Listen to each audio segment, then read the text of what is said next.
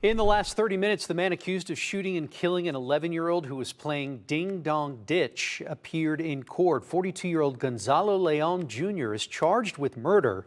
Houston police say he killed 11-year-old Julian Guzman on Sunday, but it wasn't until today that Leon was taken into custody.